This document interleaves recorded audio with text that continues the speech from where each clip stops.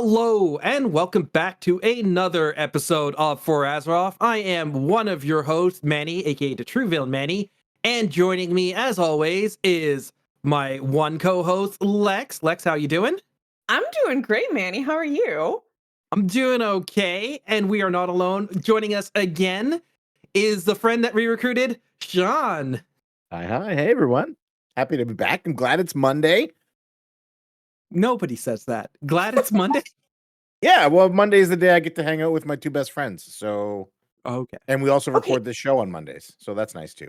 Unpopular opinion, sometimes Mondays are fun. Like sometimes you have a really exciting don't make that face at me, Manny. You have like a really exciting project you've been thinking about all weekend. You get to jump back into it. If you're my boss listening to this, ignore all of the times that I've said that I play Rumble during work hours and only pay attention to what I'm saying right now. Mondays are great. I look forward to Mondays all week long. Lex sounds like she got her annual review and it did not go as well. Lex's annual review is coming up. And she just wants you to know that she cherishes Mondays and the time she spends on her projects. Oh, man. Okay. Well, today we've got a couple of things to cover, but I want to know, what are you guys feeling about season 4 thus far? We have gotten, this is like week 2. We have played through like our second way back raid, way back being like 1 tier ago at this point. We have done some of the Mythic Plus and dungeons. Lex, you are on your Demon Hunter project. Oh, you bet. So how is that going? How's the Demon Hunter going for you, Lex? It is going really well. I mean, okay, numbers wise, it's going horrible. Like I am hanging right above the tank. I'm like barely holding on. My other co-lead for the guild is also running a demon hunter. And she has 10 item levels fewer than me and is like consistently wiping me away on the charts. Like we're getting there. But fun-wise, it's incredible. Like you just zoom right on in, and then you zoom out, and then you zoom back in, and your tank says, stop running in front of the boss, and you die, and then nobody rests you because you're the bottom of the charts. But I'm having a good time. Oh, man. Okay. All right. Sean, Yeah. you're still tanking, right? You're on your warrior, or are you DPSing this season? Sorry. So I'm tanking in keys, and I have been. I DPS mostly in raid because we have 2 full-time tanks there, but one of them has had to miss some raid time at the start of season 4, so I've been tanking the raid as well. And I would say mine is the opposite of Lex. My numbers are really good, but my fun is really low. Oh, man. Yeah. Okay. Yeah, Demon I Hunter, kind you of can feel take like on that too. Yeah, I kind of feel like I'm missing out here. Like I should try the nooming in front of the boss and dying strategy. It's great. You get to watch TikToks for the whole fight. Yeah, I dig it. Some good Warcraft Rumble time that we wouldn't do at work, right? Like you never do at work. Well, all right. I am like sort of a mix of the two of you. I tried out Elemental and just bounced off of it partway through like week 1, raid 1. I was just like, and we're back to enhancement and been going through, but I have sort of been enjoying raiding. I just enjoy raiding with the team. They're great people. Also, I'm the only male wearer on the team, so I'm just getting funneled every piece of loot that drops that's male. It's wonderful. You know, I've got my 4 piece, almost had my 5 piece, except for like a little mistake that I made. We'll leave that one alone. And then I got like best in slot weapon, working on the offhand. So it's all good. It's all good. Like the loot's flowing, running with the friends, so I'm enjoying that. But also, I'm kind of like Sean, where it's like, man, season 4 just isn't really doing it for me right now. So I'm looking forward to stuff coming up. Oh yeah, I am itching for Pandaland. Bring me to Mop. Yeah, big time. That's the real season 4. The real season 4 is the mops we made along the way, and I cannot wait for it. What we're in right now, this is the content lull. This is the, hey, you know, we have season 4 at home, and it's this. Like, I wish they had put in the affixes. I didn't. No, that would make it worse. So That would don't make it get worse. me Cool. wrong. I The like. non-affix raids are better than the, hey, you randomly have 35 dispels on this boss this week because we only had 2 people working on this and nobody had the opportunity to check and make sure that when it rotates through, you wouldn't have to have 39 dispels for this single boss. The no affixes is definitely far, far better than that. And I don't want to understate it. Yeah. I am enjoying raiding with my guild because I like those people, and doing dungeons with guild members and friends where it is relevant again in that we have to get gear because of the eye level increase. We just don't have a reason to need the gear because the raids aren't new and we're not raiding at a level that matters. Yeah, so hanging out with my friends is fun. I got Keystone Hero. Give me Mop Remix. I'm so hyped for 10.2.7 and the story stuff next week. And then I'm going to London and then Mop Remix when I get home and a new PC. I am going to, Mr. Pandaria is never going to have looked as good as it does when I get home on the 21st of May. Yeah, it'll be like playing it for the first time, which it will be for you, right? It will be my first time. Yeah. I'm very, very, hype levels are at an all-time high for that. And Lex, you have never played? I've never played. I played through Wrath. Sorry, I played through Wrath of the Lich King as a child, and then I took a break until right before Legion. So I'm gonna put it out there. You're still a child, but yeah, okay. Yeah, when she played Legion as a child. I was in college. Okay, that's good. Which is good. Actually, Lex, one question for you. Let's keep this going. Alpha Watch. Lex, are you in the alpha? I am not an alpha. I'm still. I think I signed up for alpha, but I'm scared I didn't. So I'm gonna go see if I can make sure, and if there's like a little form I can fill out to confirm. So there's a chance that it's not actually Alpha Watch and it's just Alpha torture my co-host. But it's just as good. It is just as good. Oh yeah. If I were to ever get Alpha, everyone would be so disappointed. They'd be like, oh, there's no Alpha Watch. Everyone knows what's happening in the game now. There's nobody there to be like, oh, Hallowfall. I hadn't heard of that. Like somebody's got to play that role. I mean, you're our Winston Zedmore. We need you. Yeah. A little bit. But also, like, have you pre-ordered the game? Yes. Oh, yeah. And, like, did you pre-order an edition where you're guaranteed in the beta? Like, are we, like, waiting for the beta to hit and then you're, like, in? Did you get the, like, Legendary Edition? Or is that even, like, a maybe? Oh, no, I definitely did not get the one that lets you play early. I don't think I got a one that has guaranteed beta. Because I will be honest, I exclusively look at, like, appearances and then I tell myself that I need to calm down and I buy the mid-level. Like that's what happens every single time. Is every single time I'm like staring at all the cute little toys and pets I get, and then I like have to sit myself down in front of a mirror and have a conversation and be like, you never take out your pets. You're never gonna look at your pet. You don't need to pay this much money for a pet. And then I like have another conversation. I'm like, oh, but it's so fun. And what's the point of being an adult and having adult money if you don't spend it on fun things? And then those two voices get me to the mid-level. So I have the mid-level is what I have. I'm gonna fight for. I take it back. I am the child. You are way more adult than I am because I have the voice that goes, you should probably get all of the pets and the most expensive version and all of the transmog to wear my one transmog and pull out no pets ever. Knowing I will wear my one transmog and pull out no pets ever, my brain still goes, he's right. We should buy the most expensive one. But I want the art book, guys. It looks so cool. Oh, I didn't buy the physical collector's edition because I don't have anywhere to put a 17-foot statue. But look at your background. There seems to be a really large water bottle you can just put off to the side. Slap that. I need that. Well, then where would I put that water bottle, Manny? In your hands. Drink some water and see the statue does good for you. This is what Blizzard's trying to do all the time. Keep us hydrated. That's right. There you go. Okay, well, Lex Watch continues. We'll see if there's a favorable update next week. But with that said, let's get into the news. As we said, 10.2.7 is releasing tomorrow in NA and the 8th in EU. Through the magic of time zones, Oceanic, like Australia, is getting it the same time as NA, but it still counts as the 8th for them. I don't know how to exactly call it that, but that is a thing. We've got 2 big story beats, and the first is a cinematic.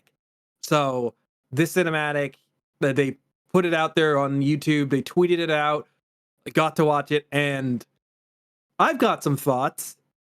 Lex, what did you think of this? Like, and can you give us like a quick rundown of like what happens? So Jaina's hanging out with Khadgar.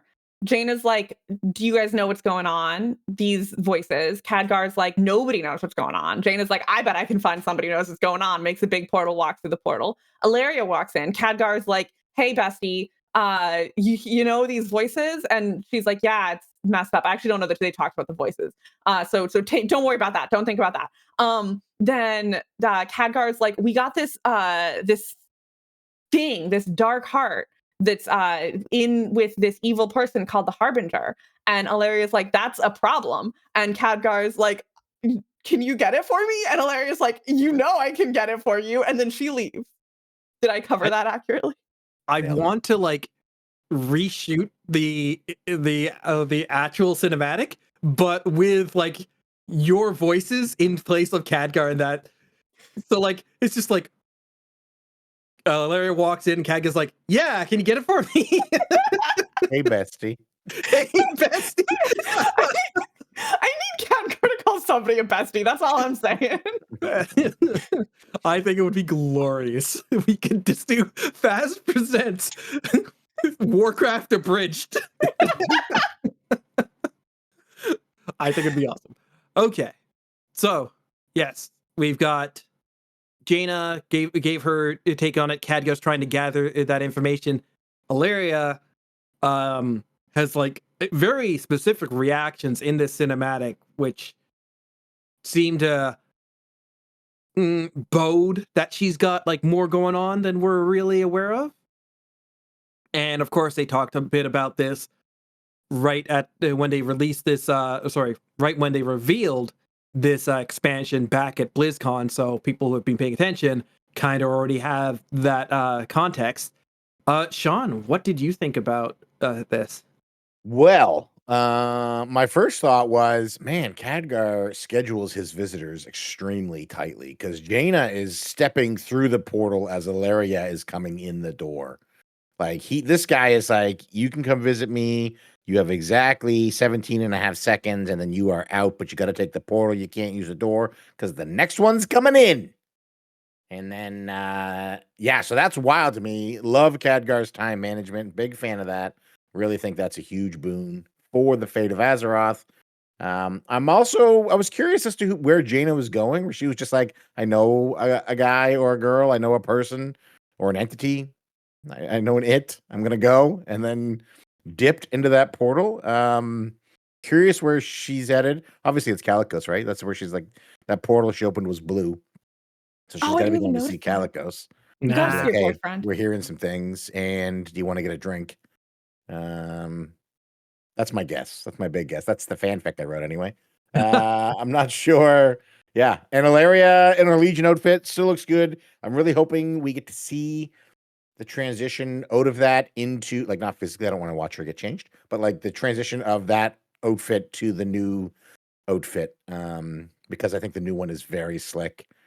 And after reading the thing we're about to talk about, I'm even more invested in Alleria's deal because she's got a lot going on. But yeah, the cinematic was great. 10 out of 10. Taryn Gregory's team, as always, knocks it out of the park. It is not as good as Wrathgate, but what can be. But it was still great. I think that with this cinematic and a lot of the cinematics that we've been getting recently, they've been more about characters than action. And like what really impressed me about this cinematic is like how those characters are portrayed. You have like those subtle like facial movements, eye movements, reactions that they have that tell so much more than like what they would have been capable of like, you know, Racket was their first one, but even like their best one. You said that wrong. It's weird. I heard even Pandaria, right? I don't think they had quite the same sort of like facial animations sort of stuff, and you can read a lot into the cinematic that is completely outside of the dialogue. So I thought this was quite good in that regards. And like you were teasing, it sort of follows into the story. Like it definitely follows into the story, where it is very much about like, hey, here's a character, you know, let's get you more attached to this character. So Khadgar looks a lot thinner than he did back in Legion. I'm not sure he if you've also seen sounds older. Now, Yeah, he is older, but he sounds older. His voice actor did a great job of portraying that he has aged. Yeah, he was artificially aged in the first place. So now he's older on top of that. It's like, oh, Khadgar, man. Yeah. Also just like less cheerful and honestly hopeful was one of the words that came to mind. Like he just didn't sound like he sounded like himself, but there was certainly a I don't know, when he was like, "Hello, old friend," to Alleria, not like that at all. There's a reason I'm not a voice actor. It was just really I like thought he was here with us. That was amazing. Thank you for your support. Yeah, I've been practicing. I've been working on it. But it just like hit me in the pit of my stomach. Like this man is exhausted and he's watching his friends and he knows he's about to send one of his friends to like potentially die. And like not in a grimdark way, but just in a very like serious way. Yeah. And he and Alleria have history. Like they did a ton of stuff together in the First War, Second War, and then they went through the Dark Portal together, didn't they? He was They one of the did indeed, yeah. three. The Yeah, Sons of more than the three, Lothar but was the entire group yeah. that went through the portal. So they have a lot going on. I wonder if he has some sense of what she's dealing with internally. I don't think so. Like it felt like bumbling Khadgar in a way where he's like, "Hey, old friend, how's the family? Oh, shit. Okay, well, yeah, I got this thing we're dealing with, and you know a little bit about Void. Crap, I should have just said crack cocaine and just have done with it. I mean, like, come on, like you're on the fix. Maybe you could like show me what's going on there. And it's like, and Larry's like, no, I'm trying to stay clean, man. Like, just leave me alone. Yeah. Well, there was also that whole scene where like he was like, "Oh, Alleria, like same old Alleria, even like just like without the void or whatever." And like just I actually wasn't even fully clear on why she was so clearly unhappy about that. But like I agree. There was some very interesting character acting where like there was clearly that conflict of like they're not really getting each other and they're not, which again, not to spoiler alert it, but like leads into the short story that also just came out. Yeah.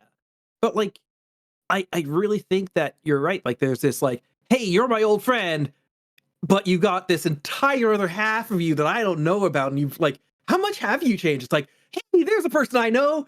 I'm so glad that you're still the same, even though like you're like flipped out on the dark stuff, right? Like and it was really strange because she's keeping distance from her family, which wasn't something that you felt was happening in like previous times that we've dealt with Alleria. Like when you read the 1,000-Year War short story, like they are together even when they're like, oh, hug, oh, that hurts, all right, fine, we'll stay like an inch away from each other so we don't burn each other, but we're still side by side. When you do the go just before the Shadowlands where they are Shadows hunting, Rising, yeah, right, they're working side by side, and it's like, oh, like it sucks that like the void is and the light are diametrically opposed, but we're still together. In fact, like she even gets like our golden boy to do some kind of dark stuff a bit. Like they bounce off each other a bit. they do what they have to do, Manny, and I'll thank you not to judge them. Torture, Somewhere deep torture. down, you need them on that wall. You want them there. Yeah. Anyways, yeah, but like, so to find that she's estranged is unusual. Like I was like, okay, what has happened there? Maybe we'll get more of it. And I guess that leads into the short story. Now, if you guys follow us on social media, you may have been watching Sean's stream. And before the end of Sean's stream, Sean decided to do a live reading of the short story. So, Sean, like, tell me what you thought of that. Well, I almost wept openly twice on stream while reading it. So I guess it was okay. It follows Alleria as she goes back to Silvermoon to visit her son Eritor, and turns out Torellian is there, who she hasn't been seeing because they've been separated and like doing their own thing, and he's becoming more of who he has always been, and she's becoming, a conduit for the void. And it's about her trying to convince Eritor not to engage in this war that's about to break out, that she is going to investigate, the dark art and stuff. And it's about them trying to connect, and it really talks about how she doesn't know her son and how she doesn't really know her husband anymore at this point, and they don't know who she is, and she feels like she can't open up to them, but they still have this duty and this loyalty to Azeroth and to each other, and this love that underlies everything. And at the same time, she has these voices in her head that are just like telling her she's not good enough and they're not good enough, and it's wild. And I mean, I don't think you need the void to relate to this. It's a great story. Definitely read it. Yeah, loved it. 10 out of 10. Cannot wait to find out more about Alleria's journey as we head into the War Within. I really, really, really hope that she is I'd like to get an Alleria book. I know we always get like a book for each expansion. I'd love for this one to be Alleria. People might not be about that because we had the Sylvanas one, and it's like, oh, how much do we got to talk with the Windrunners? Well, when they stop being awesome, we'll stop talking about them. So yeah. After anyway, this one, because Valeria, good grief. Yeah. Maurice's fantastic as well. Thanks. She took a Marisa, child in I and can't raised remember him her as her name. own. I'm not gonna say she's great. Oh man, you sound like an Alliance Andy. That hurts. I apologize. I don't know why I said that. Wow. Please forgive Okay. me. Anyway, the short story is great. It's 33 pages in a PDF, but it's not actually 33 pages of reading. It shouldn't take too long, I guess, if you're somebody who likes to read short stories. And if you don't, you could probably find a streamer reading it on their stream somewhere. Yeah. Maybe we could get a highlight of yours. Post a link to it in the show notes. Okay. That way, people can get the full experience if they want. But I thought that this one was again, it's building character. It's showing Erithar, who, while he's been around, hasn't really been explored a bit, and then showing, of course, like, he's her only child, so she keeps still thinking of him like as her kid, even though he is a grown man, and constantly, by looking at him, she can see he's a full grown man and he has a sense of duty and everything. And she herself is torn between like the man that he is, that she wants to support and let be that, and then also the fact that he's still her baby, and like, you don't want your baby running into harm. Her, more than anybody else, knows about like the darkness that is coming. I found this odd because she's talking about the whispers. They're actively in her head. At one point, like early on, she's like, "Yeah, that one's easy. The whispers, you got to try harder. That one didn't go." And then at the end of it, she's just like, "Holy crap! Shut up! I just need this moment." And the whispers listen to her, so she has like some understanding of the whispers. But what I noticed wasn't in the short story was any of the visions that she's seeing. They don't actually even her like reflecting back and saying like, "Oh, I'm on this thing. Khadgar sent me this mission. They're talking about whispers, but I'm hearing different stuff, or I'm not even hearing these whispers. Why am I so different?" There was no conversation about the Radiant song. And that to me was like, does her separate whispers, her separate insight start later than everybody else's? What do you Maybe. think? Yeah. That's a good question. I hadn't. So I personally thought that it didn't even process to me that it wasn't there. And I think for me, a lot of that was because this short story felt like it was much more about the relationships.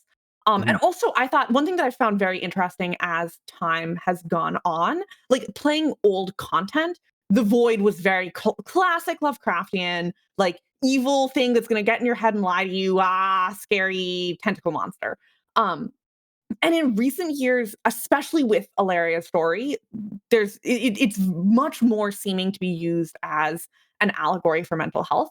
And it kind of dances between an allegory for psychosis and an allegory for like depression. And in this one, it was very clearly leaning heavily on like depression and anxiety. And like there's a voice in your head and it's telling you like everyone hates you and nobody wants you around and you should just leave. And well, in this case, you should kill everyone.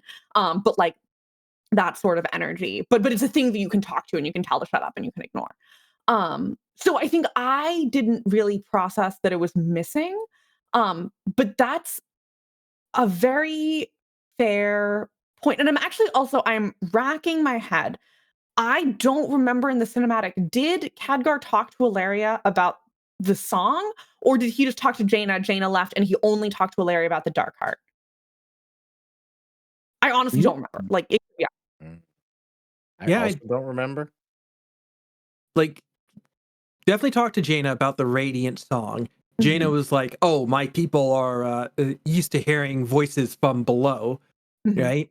Um, and then Jaina left, so I don't know how much of that was overheard, mhm, and so didn't need to be repeated. What do your elf ears hear? I don't know. But then you would think that, like, obviously for the sake of the cinematic, you don't want to repeat you don't want to repeat it. mhm, And how much do you forgive being like a matter of context? I don't think Khadgar is going to be like, yeah, I'm only going to say the Dark Heart and not give you all this other information around it. So I almost want to forgive it and say, yeah, she should be up to date on that information. But I don't Do we know know if it that was she said hears the directly. Radiant song? Maybe she doesn't She hear it. specifically doesn't. At BlizzCon, it was, hey, everybody's getting these visions, but my visions are different and darker. Yeah. So like she gets different visions and doesn't see the visions that other people are seeing. mhm. Which also I'm sure plays a lot into the, like, loneliness that she's clearly feeling. Like, another thing that I've been turning over my head in about the short story is that, like, Alleria is telling this is kind of the point, but, like, she's telling her son, like, "Stay away from this, don't deal with this, because I love you, and Azeroth needs people to fight for her afterwards." Well, Alleria is going to do the same thing. And I was also a little bit thrown in the cinematic, like in a way that clearly they were trying to throw me, where Alleria said the like, "Oh, you want me to go fight some, evil that none of us can imagine? It'll be a good distraction," which was both like I understood what they were trying to do was like play her as like, oh, she's making a joke out of this, but like there is a degree to which Alleria is knowingly giving herself to potential death. Um, and that like never mind, I won't say this because I can't figure out how to say this without potential Well, spoilers. no, no, Um, no. I mean, like, but without going super spoiler, right? mhm, Um, Looking at past events and what's in this short story. The short story is that she stayed away from her family, not by just being like, "Screw you, I'm not coming around." She's constantly going on missions. She's constantly mhm, doing dangerous work. So she's constantly throwing herself into the lion's maw, right? And mhm, then she has the audacity to tell her son, who is a grown man that is a part of this like Silverhand watch, to be like, yeah, no, stay at home and be a baker. It's like, no, mom, you wouldn't forsake your duties. Why would you expect any less of me? right. No, but I think there's also an underlying level here where like Alleria clearly is also not heavily valuing her life, right? Maybe I'm misunderstanding. She is a hero of Azeroth. She's done all this incredible stuff. She's been doing this since she went through the dark portal. Like it's not like this is brand new to her, but like there is a degree to which she's not only going on all of these missions, she's going on them alone. And when she's being asked, she's like, well, it's because like, you know, odds are very high that bad things are going to happen. And she's just going with it. And again, I Like, she understand, doesn't like, wanna it's almost like she doesn't wanna come back from them. She doesn't wanna survive them, right. you know? Yeah. She's doing the most dangerous things, not just to protect Azeroth and not just because I need to do it so that Azeroth is safe, but it's also, I wonder if part of it is, I hope that this is the one I don't come back from.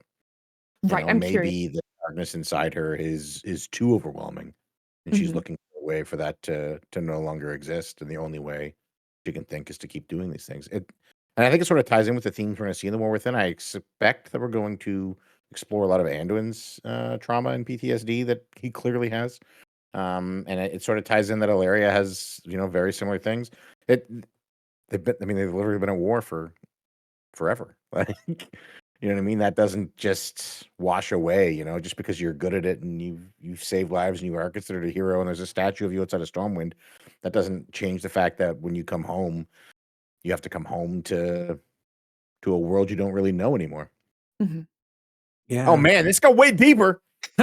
No, but like I think you're right. That is very much the theme of the War Within. You look at the central characters, like you said, making Oh my that God, they parallel with called it the Anduin. War Within.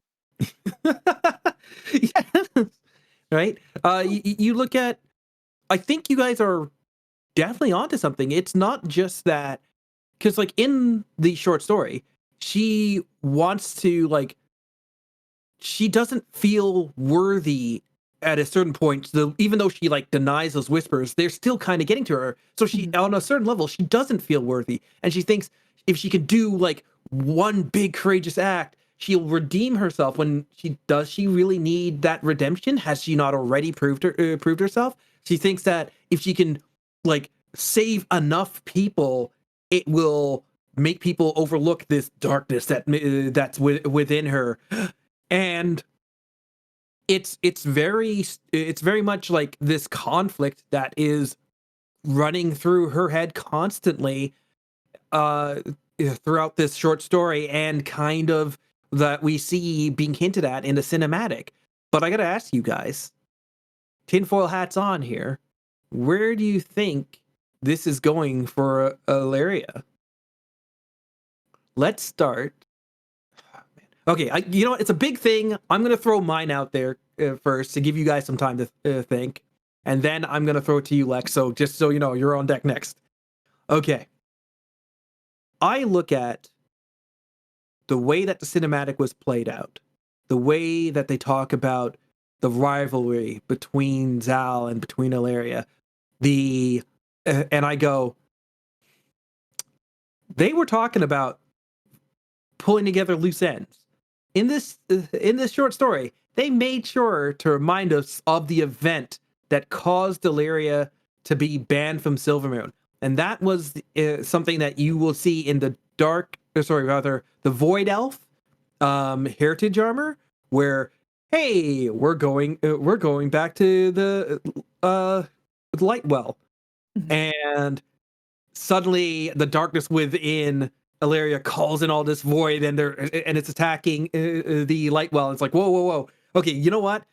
I get that you didn't mean that, but you're not allowed anywhere near the Lightwell again. You're banned from this city. They reminded us of that. And in Midnight, we know we're going back to Silvermoon, right? And in the story, they said, let us finish what we started. And in the cinematic, they talk about like, oh, who is this harbinger? And just like you said, right on cue, in walks Alleria, the music changes. Is the harbinger not actually Xal'atath, but Alleria? And this rivalry is about like who the Void wants as its champion. We may end up dethroning Xal'atath only for Alleria to like finally succumb to the darkness, and then we go into Midnight. She's now going after Silvermoon, or does, and we have to deal with the ramifications of that. This is the big thing. we haven't seen that transformation of her armor yet. And that armor is more to show the duality of her. What causes that transformation? Because it's not just that she slaps on new armor. Like there's more void to her. Her hair goes from like that blonde to like the purples at the end. Like it feels like she's drawn more into that darkness. She's given up more of herself into that darkness. And I'm wondering if she is one of the characters that loses the war within herself. Mm. Am I crazy? What do you think of that? Let's go ahead, Lex. I have quite a few thoughts. I think that is a really probably one of the better theories I can come up with. You have a lot of very good evidence. I question a little whether Alleria is going to lose herself just because they are, again, okay, maybe I'm wrong. Maybe I'm projecting a little bit too much. I'm probably wrong, in fact. I'm also fourth wall breaking a little bit, and I'm metagaming a little bit here. I'm curious if they are going to let her fully lose herself, simply because they are, again, making this into quite an allegory for mental illness. And I think that would be a hard story to watch, right? If she is the one who's like fighting this voice in her head saying like, you're a bad person, nobody wants you around. And then she like gives into it. Like that would be a really tough one to see. That said, the one thing that I want to add to your tinfoil hat theory, because I think that is at least going to be a direction they will be taking in, is that the void does everything on purpose. The void manipulates, right? If you think that you are getting the upper hand on the void, it's because you're not actually thinking of the full game that it's playing. So I am more thinking we are assuming that this harbinger is, making mistakes and getting caught and getting seen. And they're pulling into Alleria, they're calling in Alleria just like, oh, who'da thunk? We have this cool void person who can confront the void so much better than us. Good idea. Maybe we'll call her in and she can fight it. I don't think the void would like. I don't think Xalatath. I don't think the void as a concept would let us go down this path and would let Xalatath be found out and would let us have all of this information if they didn't have an endgame. So I think that, yes, I think that's going to be one of the big conflicts is Alleria and Xalatath, and Alleria, potentially either losing control or risking losing control to the void. And I think that is the game the void is playing. I don't think this is an accident. I think this is Xalatath luring Alleria in so that she can get more access to Alleria's brain. Right, Sean? Do you think I'm crazy? Yeah, we've done the evil Windrunner sister. So we're not going to do that again. Just based on that alone, she's not going to be a villain. I mean, it would finally give Faeris or something. No, what to be the villain in the Last Titan? That's not no, to be the one that didn't go bad. No. So that reason alone, we've seen what a bad Windrunner looks like as the villain for a story. So I don't think we get it for that. I think one of two things happens to Alleria or for Alleria. Either one, she dies sacrificing herself to prevent some cataclysmic event, or two, to tie in with Lex's point that the void does things for a reason, and that Xalatath wants whatever is in Alleria, and at some point at the end of the War Within, she will remove that from her, and then Alleria will be able to return to Silvermoon fully healed as herself, and will be able to lead the defenses against Xalatath and whoever else comes. So those are the only two ways I see it ending for her. I'm hoping, I kind of like the duality of her character now. So I hope it's not, I don't know, both feel kind of a bit cliched to me, both endings. Because in one, it's like tying it in with the mental illness piece. It's like, oh, it got pulled out of you, this badness and darkness got pulled out of you by somebody else, so now you're healthy. That's not really how that works. And the other one, sacrificing yourself for the greater good is also not how it works. So Yeah, but I don't think I think there's zero chance she turns on us. Yeah. Can So I throw there's a one monkey? Sorry, go ahead, Lex. I was going to say there's a third way that we could get Midnights in. I don't know if anyway, just to throw this out there. If we need to get Alleria into Silvermoon and we're asking how can Alleria go into Silvermoon, she makes everything voidy, or she makes the Sunwell voidy if she gets near it. There's a third option, which is that Silvermoon could fall to the void. Right? Like What? if the sun like if the Sunwell becomes voidy, she can go wherever she wants. Like it's already voidy. I just think that should be on the table. I want to get off this ride. I mean, okay. There is a little wrinkle that they could throw in. We know that we fought against the last old god back in BFA, and N'Zoth was like weakened, or part of his essence was pulled into the knife that Xal'atath once held. And Lex was just saying, hey, like when you think you're winning, you're not.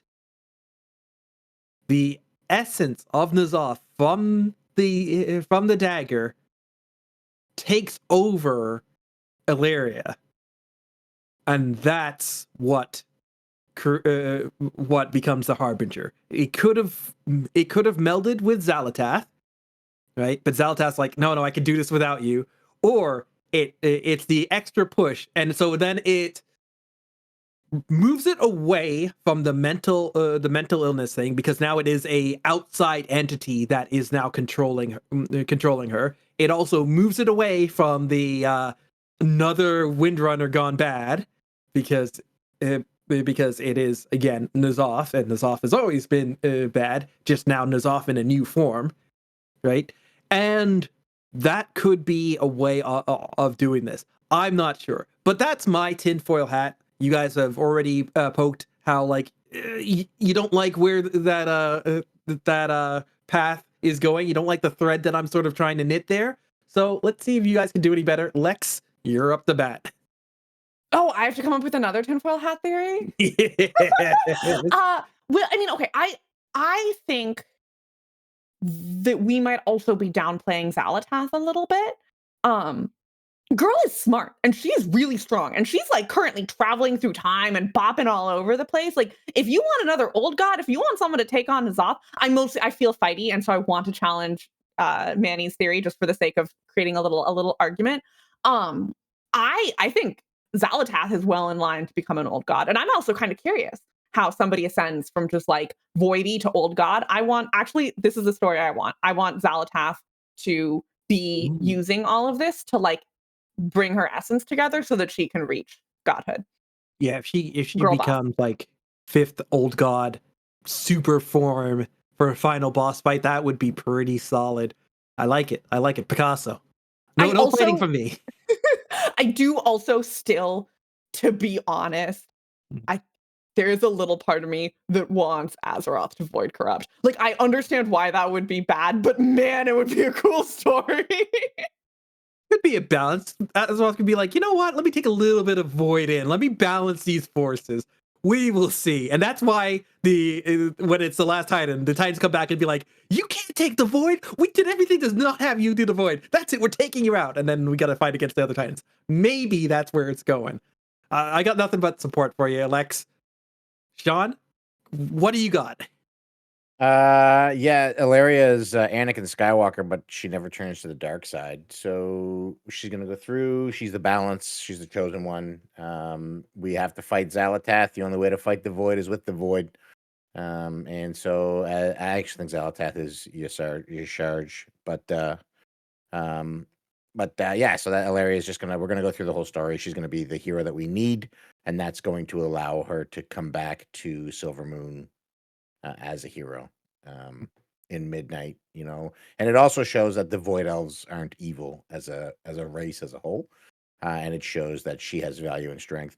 And I imagine you'll see probably some tie-in with Turelian and maybe Eretor together as a family. They'll fight side by side. Maybe one of them dies. If they do, it'll be Eretor. I want to be Turelian so bad. To Sorry, twist continue. that knife, but yeah. That's what I think happens. I definitely don't think she becomes a bad guy in any sense, though. Okay. All right. Well, That Not is gonna one character. That is one character we're definitely going to be keeping our eyes on as we go into the War Within. But we do have another character that has been revealed coming into War Within. The team 2 had tweeted in the World of Warcraft account and put forward the Faerin Lothar character, which I think looks really awesome. But there's a lot about this. Let's have Sean talk about Yeah. this.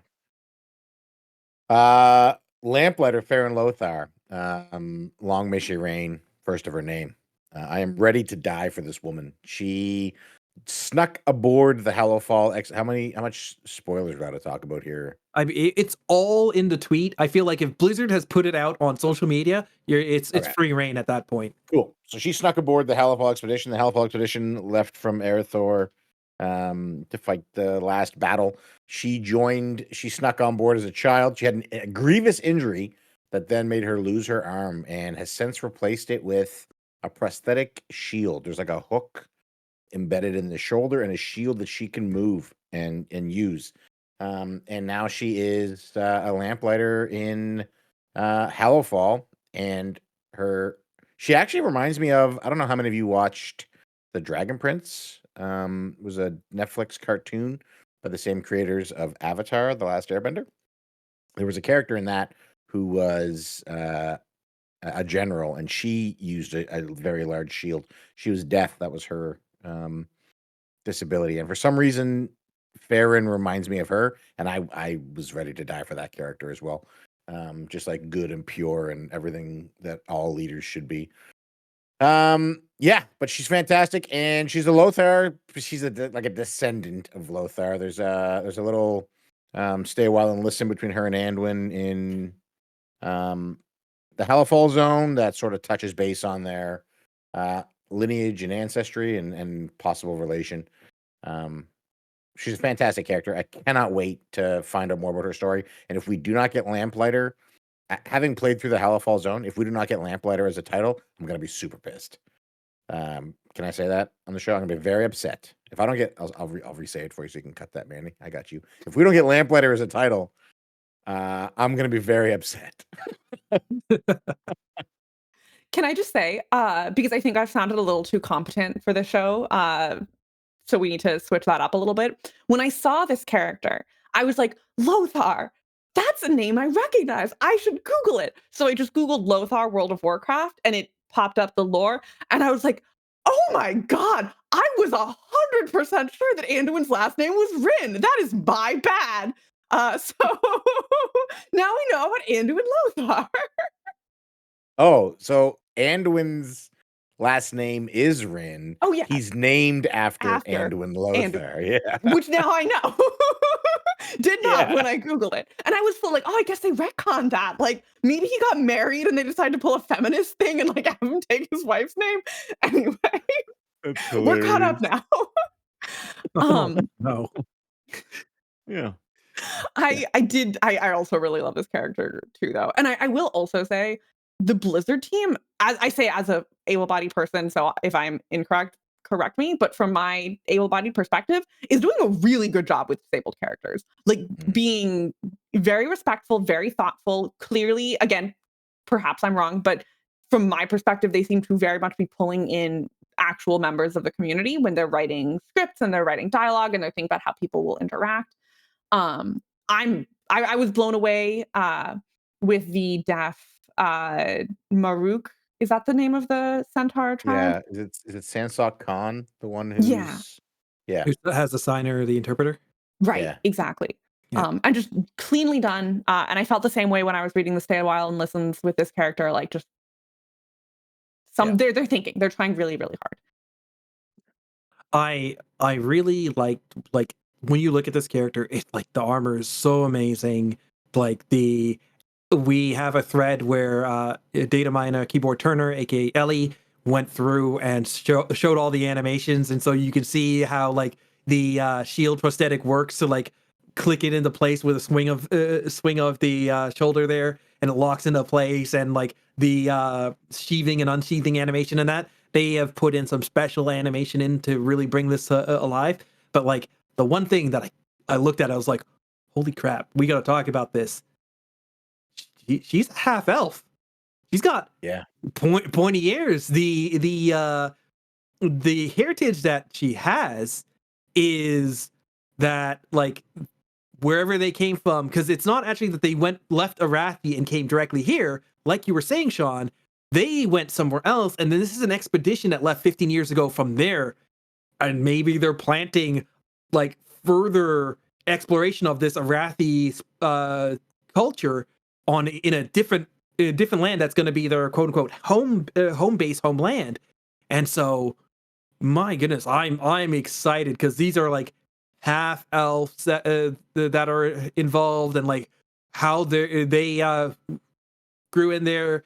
And as you go through the alpha, this is the zone where you have Anduin, who's taking center, and these Arathi guys are so much about the light, which is currently Anduin's war within and his struggle. So like there's this great little connection here that sort of reflects that, and I'm super excited for this. This character is, without going to spoilers, is just inspiring in like the way that she just charges through everything. It's great.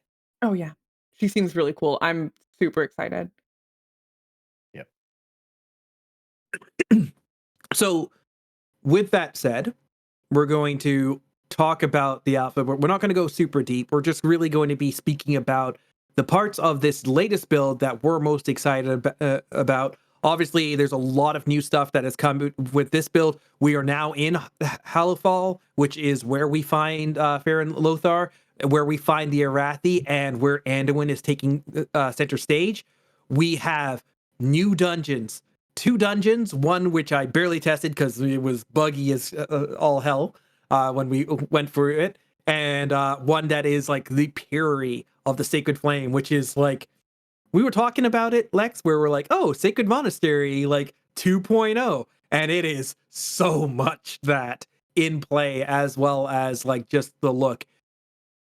You have new delves, which I've tested a little bit. I actually went through and tested 2 of them. There's 3.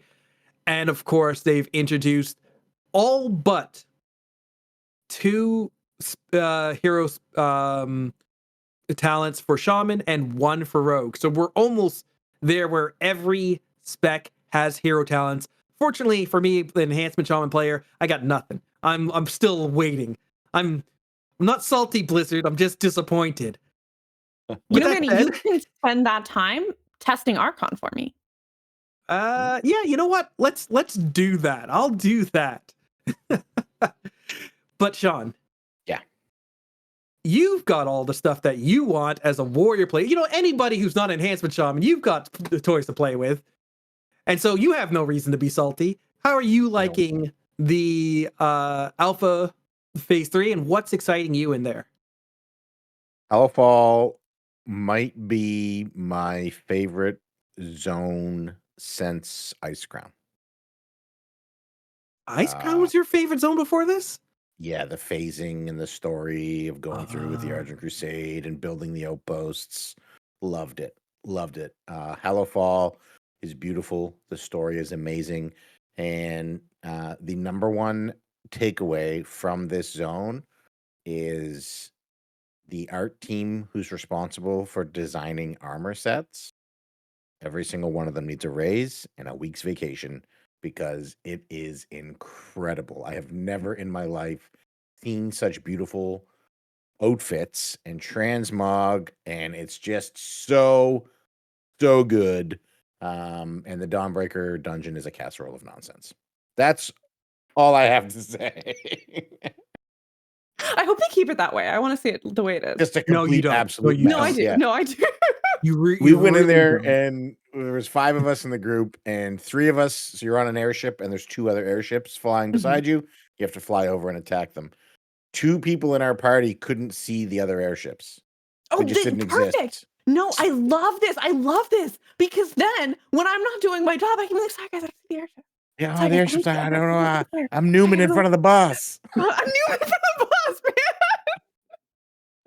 Oh, yeah. Yeah. Anyway, Hallowfall's fantastic. It's imagine whatever your favorite zone is in Warcraft, whatever it is, whether that's Jade Forest or whether that's Grizzly Hills or whether that's Stormsong Valley, whatever your favorite zone is in the world of Warcraft, it's going to be Hallowfall because it's that good. Okay, the zone. All right, Lex, do you have your big takeaway that you'd like to highlight from this week's build? Yeah, nobody tested Archon for me. All my friends are bad friends. Oh my god. I'm quitting the show. No. I'm excited to see though. That's what I should really just like Google it and find, because I'm sure somebody has tested Archon. I'm sure many people have tested Archon. So I should just like do my own work and not just expect that I'm going to show up to the show and you guys will feed me information and I can react to it. I guess. But that's my takeaway is they got Archon finally. This is true. Yeah, like I know that Automatic Jack put out a video with Archon. I of course don't have like the priest knowledge that you have, so I don't have the context to like really say it if I liked it or not, but it looks cool.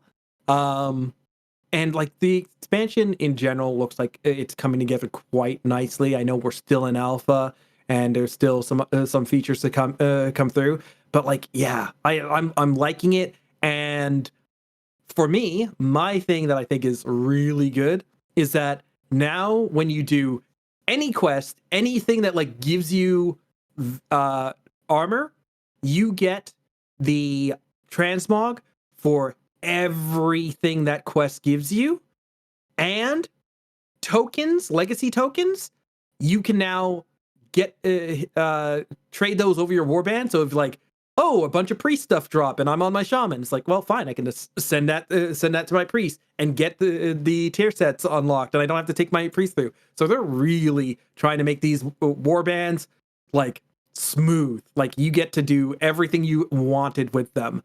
Up to, if you're insane enough, the gold cap for your war bank is just shy of 1 trillion gold. It is 999 billion.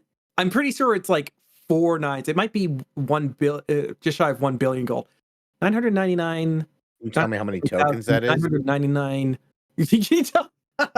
I cannot tell you. That changes on the fly. Sorry, I He's gonna think be it's so mad at me. shy of a billion. I'm not going to say a trillion, just shy of a billion gold. Crazy. Yeah. Do you know? So and if you're worried about that cap, don't worry about it. All you need to do in your little mailbox, type in LexKnight/Wormrester Court. Pop whatever you don't need. I'll hold your overflow for you. Volunteering. Lex, you are too kind. Yeah, I'll take it right off your hands. Don't you worry about it. You don't And have to charges may enjoy. apply. Yeah. I love it. I love it. Do we know if the quest unlock is retroactive, or am I going to have to go back and do quests that I've done before? I don't know if it's retroactive. You may, in fact, need to work on some sort of alt. Maybe There's zero chance I'm going to do that, Manny. maybe they'll do like a Kata time, not Kata time walking, Kata remix, and you'll be like, oh, okay. And that'll Who is wearing Kata transmog? Ew. I gotta tell you, I'm not gonna lie. Firelance transmog is actually fire for some specs. All right, Lex, do you want to do a podcast with me? We gotta say goodbye to Manny. We can call it Yo Azerorth. Yo, You don't need to. All of my transmogs I pull from classics. You don't got to worry about me. Yeah. Oh, come on. All right, listen. We can call it Four Besties. No. But there's only 2 of us. I talk for 2 people. That's this is what you call it. You call it ditch a friend, and you can go forward with that. Anyways, we do have a question from one of our friends, one of the followers of FAZ, Goblin Graphics. And so Goblin Graphics asks, with the possibility of pointy ears, or humans and human ears on elves coming, what other small appearance additions would you like to show race hybrid possibilities? Can I jump in on this? Go ahead, Sean. You can jump in. So I don't know if this counts as a race hybrid possibility, but the three number one selections I would make or changes I would make for appearances is the option to turn off beards on dwarfs and dark iron dwarfs. I guess you could say it's like a hybrid with gnomes or whatever. And option 2 is the ability to stand upright on undead. The undead guards in Zandalar are upright, and they look incredible and imposing and magnificent.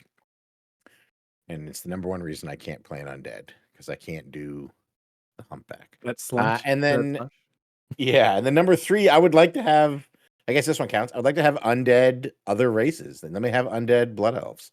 Let me have undead, Taurens. I think it'd be cool. And it goes right there with that visage form thing, yeah. Yeah. There's a lore complication with non-humans being undead, which is that non-humans can't be raised as undead right now. Actually, that's a good question, because I know this is the one lore thing that I know. My information might be outdated, because I know that Sylvanas wasn't able to raise non-humans as undead because she wasn't basically her Valkyr weren't strong enough yet. But I'm no longer clear on how we're raising undead. So let me get back to you on that. But I do agree with you. Visually, I'd like to see that. The Lich King was strong enough, though, so I'm kind of just being a jerk and info dumping lore for nothing. I mean, we had strong enough because these. Yeah, that's true. The Dark Rangers. Yeah, Sylvanas raised blood elves or elves. Did she raise elves? So okay. Oh my god. So my lore is probably busted. I know there was something about the Valkyr were connected to humans, so that's why she could raise humans. But did she raise dark elves, or did the Lich King raise? No. Isn't that one of the quest chains in Darkshore? In Darkshore, she raised a night elf, right? Okay. I actually think that was one of the quests that everyone was pointing to is somebody forgot their lore. But I could be wrong. Okay. I know Worgans are resistant, particularly Worgans are resistant to undeath. So it's hey, you're humans, but if you get the Worgen curse, then you can't be turned undead. So the Worgans are between turning into 2 of the monsters, I'd rather be a Worgen. And also, one of the issues with love, one of the issues with World of Warcraft lore is it gets retconned every 2 goddamn minutes. So this is information that I have back when I wrote a World of Warcraft, the undead lore roleplay character. My God, I can't speak right now. In Legion. So God knows what's happened to the lore for undead between Legion and now. So this could be incredibly outdated, and I kind of actually you, Sean. So sorry. I'm sorry about that. I get excited when I undead lore, but I didn't mean to jump into your joy. It's okay. As a mediocre man on the internet, I welcome being actually occasionally, because my people do it so often to others. Well, actually, Sean, you're a pretty cool man. So, thank you, Lex. We're gonna have such a good time on our show. Yeah, for Azerorth besties. For Azerorth besties. Oh, I get it now. That's very funny. It is definitely possible, because Bolvar made every race into Death Knights, right? So you've got Vulpera Death Knights, you've got Worgen Death Knights overriding that resistance, right? So the power is there with enough control over undeath. Sylvanas clearly reached a level where she could beat Bolvar. Forsaken are different, right? Right, and the Lich King, as in what's his name? Arthas, sorry, that he's dead. We don't care about him. He definitely could raise non-humans as undead. Modern, I'm actually really curious, because do we know after Sylvanas died, are we able to raise undead? Because we have the Kalia Menethel light undead, but even she wasn't raised. She was anyway.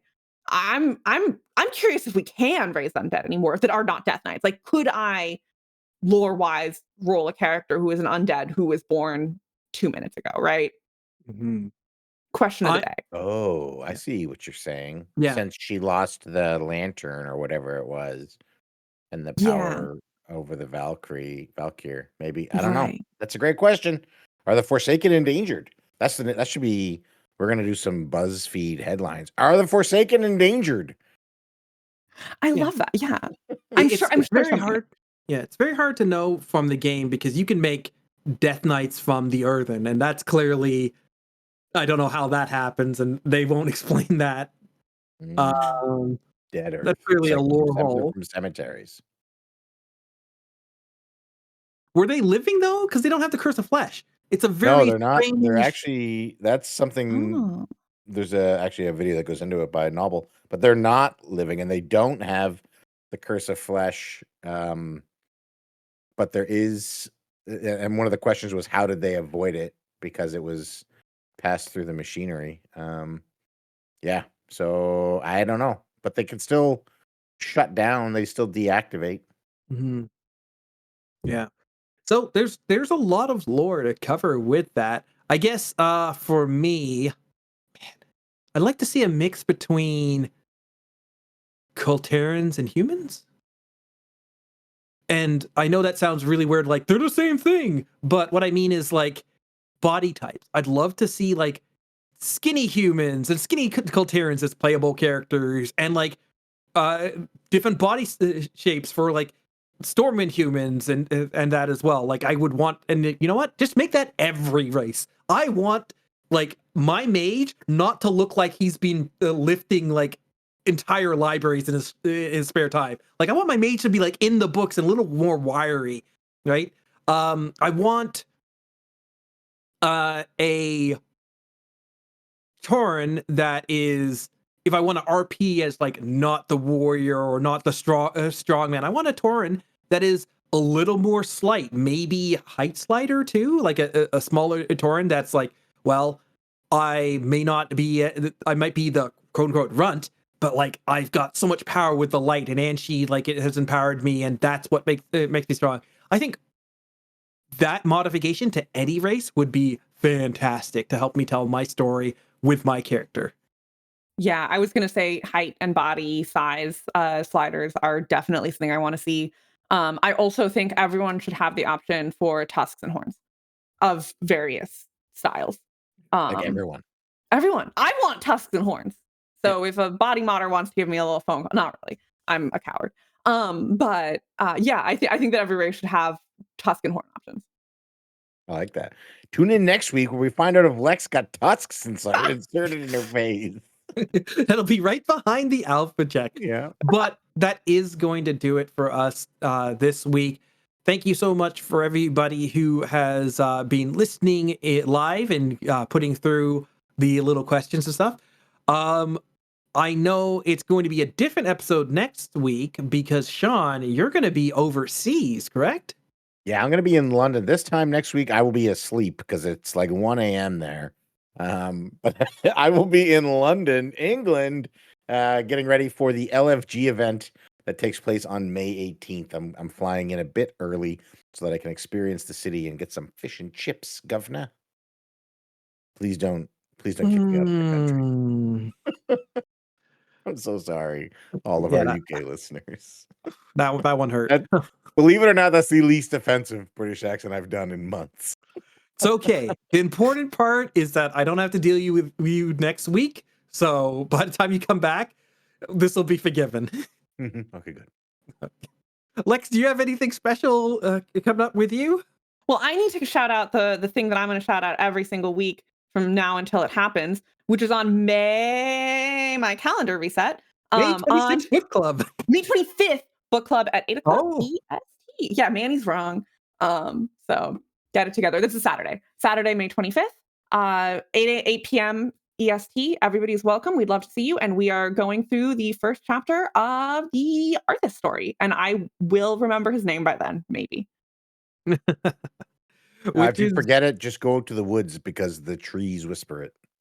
there Oh. you go. I'm always in the Well, woods. that's going to do it for us today. If you want to check out any of our stuff, make sure you join us in the Discord. That is bit.ly/fastdiscord. And until next time, guys, may all your hits be crits.